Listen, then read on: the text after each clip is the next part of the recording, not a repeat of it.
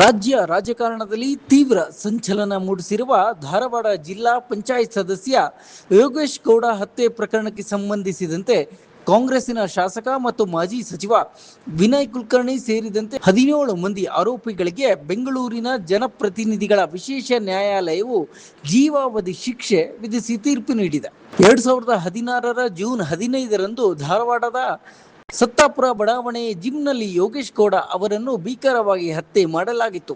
ಆರಂಭದಲ್ಲಿ ಸ್ಥಳೀಯ ಪೊಲೀಸರು ತನಿಖೆ ನಡೆಸಿ ಈ ಪ್ರಕರಣವು ನಂತರ ಸಿಬಿಐಗೆ ಸೇರಿತ್ತು.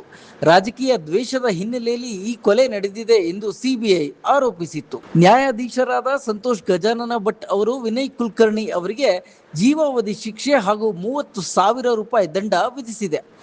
ಹತ್ಯೆಯಾದ ಯೋಗೇಶ್ ಗೌಡ ಅವರ ಮಕ್ಕಳಿಗೆ ಒಟ್ಟು 16 ಲಕ್ಷ ರೂಪಾಯಿ ಪರಿಹಾರ ನೀಡುವಂತೆ ನ್ಯಾಯಾಲಯ ಸೂಚಿಸಿದೆ. ಈ ಪ್ರಕರಣದಲ್ಲಿ ಭಾಗಿಯಾದ ಇತರ 16 ಆರೋಪಿಗಳಿಗೂ ಜೀವಾವಧಿ ಶಿಕ್ಷೆ ವಿಧಿಸಲಾಗಿದೆ. ಸಾಕ್ಷ್ಯ ನಾಶಪಡಿಸಿದ ಆರೋಪದ ಮೇಲೆ ಅಂದಿನ ಪೊಲೀಸ್ ಅಧಿಕಾರಿ ಚನ್ನಕೇಶವ ಅವರಿಗೆ 7 ವರ್ಷಗಳ ಜೈಲು ಶಿಕ್ಷೆ ಕೋರ್ಟ್ ವಿಧಿಸಿದೆ. ಜನಪ್ರತಿನಿಧಿಗಳ ಕಾಯ್ದೆಯ ಅನ್ವಯ ಈ ಶಿಕ್ಷೆಯ ತೀರ್ಪಿನಿಂದಾಗಿ ವಿನಯ್ ಕುಲಕರ್ಣಿ ಅವರು ತಮ್ಮ ಶಾಸಕ ಸ್ಥಾನವನ್ನು ಕಳೆದುಕೊಳ್ಳುವ ಭೀತಿಯಲ್ಲಿದ್ದಾರೆ. ಮೇಲ್ಮನವಿ ಸಲ್ಲಿಸಿ ಹೈಕೋರ್ಟ್ನಿಂದ ತಡೆಯಾಜ್ಞೆ ತರದೇ ಹೊರತು ಚುನಾವಣೆ ರಾಜಕೀಯದಿಂದ ದೂರ ಉಳಿಯಬೇಕಾಗುತ್ತದೆ. ಸದ್ಯ ವಿನಯ್ ಕುಲಕರ್ಣಿಯನ್ನು ನ್ಯಾಯಾಂಗ ಬಂಧನಕ್ಕೆ ಒಪ್ಪಿಸಲಾಗಿದೆ. ಅವರ ಪರ ವಕೀಲರು ಈ ತೀರ್ಪನ್ನು ಪ್ರಶ್ನಿಸಿ ಕೋರ್ಟ್ನಲ್ಲಿ ಮೇಲ್ಮನವಿ ಸಲ್ಲಿಸುವ ಸಾಧ್ಯತೆ ಹೆಚ್ಚಾಗಿದೆ.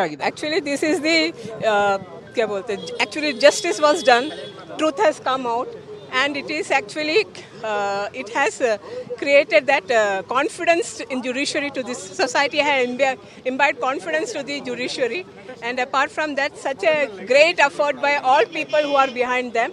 We got the people convicted who are the real assailant and real culprit in this case, and we could able to secure the double life imprisonment in this case. Yes, it is a historical evidence, because first they had hush up that first they had screened the real offender and they placed some dummy offender before the trial court, before the Dharwad court. Subsequently CBI investigated and we had brought the real assailant before this court. ನ್ಯಾಯಾಲಯದಲ್ಲಿ ಗೌರವ ಇದೆ, ಆದರೆ ಒಂದು ದೊಡ್ಡ ಒಳಸಂಚು.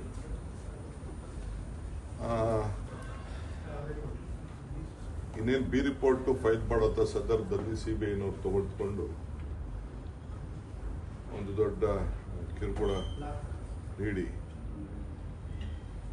ಈ ಪ್ರಕರಣ, ಯಾಕೆಂದರೆ ಟ್ರಯಲ್ ಎಲ್ಲ ನಾವು ನೋಡಿದ್ದೇವೆ. ಸೊ ಒಳಸಂಚಿನಲ್ಲಿ ಇವತ್ತು ವಿನಯ್ ಕುಲಕರ್ಣಿನ ತಿಳಿಸಿದ್ದಾರೆ. ಇನ್ನು ಬೇಕಾದಷ್ಟು ಅವಕಾಶ ಇದೆ. ನಾನು ಚರ್ಚೆ ಮಾಡಿದ್ದೇನೆ ಅವ್ರ ಜೊತೆ, ಕುಟುಂಬದಲ್ಲಿ ಕೇಳಿದ್ದೇನೆ. ಅವ್ರು ನಂಬಿರೋಂಥ ದೇವ್ರ ಮೇಲೆ ಎಲ್ಲ ಕೂಡ ನನ್ನ ಹತ್ರ ಸತ್ಯ ಮಾಡಿದ್ದಾರೆ, ನಾನು ತಪ್ಪು ಮಾಡಿಲ್ಲ ಅಂತ. ಇವತ್ತು ಕೂಡ ನನಗೆ ಅವ್ರ ಮೇಲೆ ನಂಬಿಕೆ ಇದೆ. ಶಿಕ್ಷೆಗೆ ಗೌರವ ಕೊಡಬೇಕು, ಅದು ಬೇರೆ ವಿಚಾರ. ಆದರೆ ನನಗಂತೂ ಅವರು ತಪ್ಪು ಮಾಡಿಲ್ಲ. ಮೇಲ್ಮನೆಗೆ ಅವಕಾಶ ಇದೆ, ಇನ್ನು 30 ದಿನ ಅವಕಾಶ ಇದೆ, ಅವರು ಮಾಡ್ತಾರೆ. ನಾನು ಆ ಕುಟುಂಬದ ಜೊತೆ, ನಮ್ಮ ಪಕ್ಷದ ಶಾಸಕರ ಜೊತೆ ನಾನು ಮಾನಸಿಕವಾಗಿ ಎಲ್ಲ ಥರದ ಶಕ್ತಿಯನ್ನು ತುಂಬುವಂಥ ಕೆಲಸ ಮಾಡ್ತೇವೆ. ಸೊ ಅದರಿಂದ ಯಾರು ಕಾರ್ಯಕರ್ತರಿಗೆ ನಾನು ಕೇಳ್ಕೊಳ್ಳೋದು, ಯಾರು ಧೈರ್ಯ ಕಳ್ಕೊಳ್ಳೋದು ಬೇಡ. ನ್ಯಾಯಾಲಯಕ್ಕೆ ಯಾವುದಾದ್ರು ನ್ಯಾಯಕ್ಕೆ ಸತ್ಯ ಸಿಗ್ತದೆ.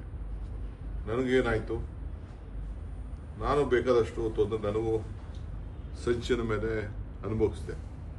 ಕೊನೆಗೆ ಸುಪ್ರೀಂ ಕೋರ್ಟಲ್ಲಿ ನನಗೆ ನ್ಯಾಯ ಸಿಕ್ತು ಇಡೀ ಕೇಸ್ನಲ್ಲಿ. ಹಂಗೆ ಮೇಲ್ಮನೆ ಕೋರ್ಟ್ಗಳಿದೆ, ಮೇಲ್ಮನೆ ಕೋರ್ಟಲ್ಲಿ ನ್ಯಾಯ ಸಿಗ್ತದೆ ಅನ್ನೋ ಒಂದು ವಿಶ್ವಾಸ ನನಗಿದೆ. ಸರ್, ಒಳಸಂಚು ಅಂತ ಅಂದ್ರೆ ಯಾರ ಕೈವಾಡಗಳಿರ್ಬೋದು? ಎಲ್ಲ ಟೈಮ್ ಬಂದು ಹೇಳ್ತೀನಿ. ಸಿಬಿಐಗೆ ಹಾಕೋಂಥ ಸಂದರ್ಭ ಏನಿತ್ತು, ಸಿಬಿಐ ಕೊಡುವಂಥ ಸಂದರ್ಭ ಏನಿತ್ತು, ಸಿಬಿಐ ಕೊಡಿಸ್ತೀನಿ ಅಂತ ಹೇಳುವಂಥ ಸಂದರ್ಭ ಇತ್ತು.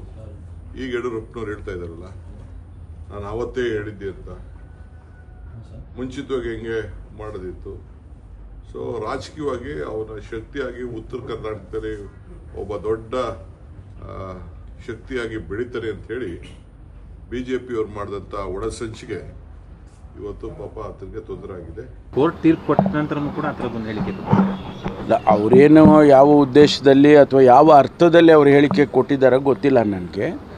ಆದರೆ ನಾವು ಈ ದೇಶದ ನ್ಯಾಯಾಂಗದ ವ್ಯವಸ್ಥೆಯನ್ನು ಗೌರವಿಸಬೇಕು. ಸರಿ ತಪ್ಪು ಮಾಡೋದಕ್ಕೆ ಮತ್ತೆ ಅಪೀಲ್ ಹಾಕೋಕ್ಕೆ ಅವಕಾಶ ಇದೆ. ಅವರು ಅಪೀಲ್ ಹಾಕಿ ಇದು ಕೊಟ್ಟಿರ್ತಕ್ಕಂಥ ತೀರ್ಪು ಸರಿ ಇಲ್ಲ ಅಂತ ಅವರು ಹೇಳೋದಕ್ಕೆ ಅವಕಾಶ ಇದೆ. ಅದನ್ನು ಅವ್ರು ಮಾಡ್ತಾರೆ ಅಂತ ಅಂದ್ಕೊಳ್ತೀನಿ.